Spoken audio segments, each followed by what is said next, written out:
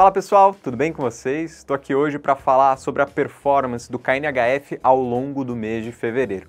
Vamos começar com o dividendo do fundo. A gente manteve o patamar de 90 centavos por cota, algo que a gente já vem pagando aqui nos últimos meses do fundo, e já eu falo um pouco sobre as expectativas futuras para o rendimento desse produto. Mas falando sobre as atualizações, o que aconteceu com a carteira, a gente fez poucas modificações aqui. A gente não teve nenhuma aquisição nova de CRIs, não mudou nada na carteira de ativos físicos, do tijolo, de escritórios do fundo.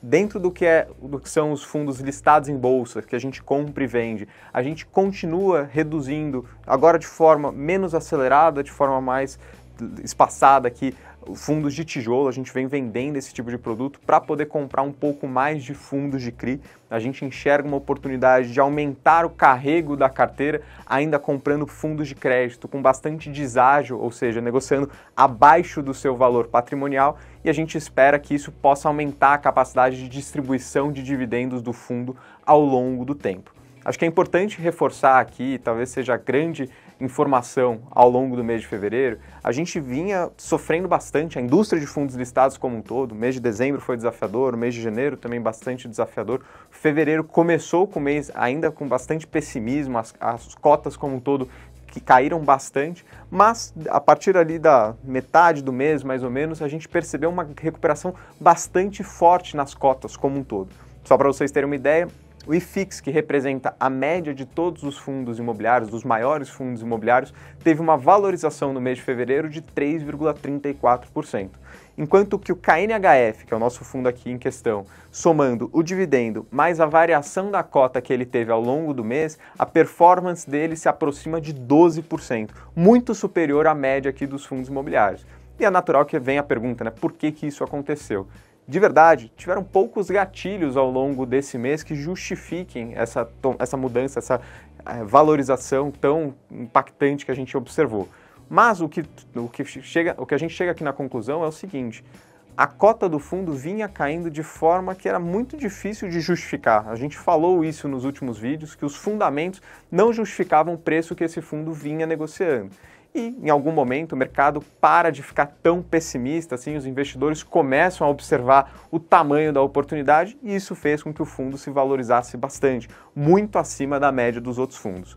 Para trazer mais informações, quando a gente olha aqui para a performance do IFIX nesse mês, que teve essa valorização importante, tiveram dois segmentos que contribuíram de forma mais assertiva aqui, que foram mais representativos, que foram justamente os fundos de CRI e os fundos multi-estratégia. Os fundos multi-estratégias, que seriam os comparáveis com o KNHF, subiram pouco mais do que 5% nesse mês, enquanto o KNHF subiu 12%, uma performance bem superior à média, aos comparáveis que ele teria ali. Ponto legal também de reforçar aqui, ao longo do mês de fevereiro, quem mais colaborou para essa performance dos fundos imobiliários como um todo foram os fundos de CRI, e muito em linha com a mudança que a gente vem fazendo na nossa carteira, A gente veio reduzindo a exposição a fundos de tijolo, que a gente enxerga um potencial retorno menor no curto prazo, e a gente veio aumentando os fundos de CRI, que foram justamente quem melhor performaram ao longo do mês de fevereiro. Então acho que isso reforça um pouco que a tomada de decisão que a gente tem utilizado na carteira do KNHF tem sido assertiva aqui. Olhando para frente, a gente tem uma expectativa de aumento da taxa Selic, do Copom, que vai ter ao longo do mês de março. Isso vai impulsionar aqui a geração de resultado do fundo, seja pelos fundos de CRI indexados ao CDI, que o fundo tem, seja pelos fundos listados em bolsa que tenham operações indexadas ao CDI, que o KNHF compra hoje. Isso vai permitir que ele tenha uma distribuição maior eventualmente. E além disso, o mês de fevereiro o mercado tem uma expectativa que tem uma inflação muito alta. Hoje a expectativa está perto de 1,3%.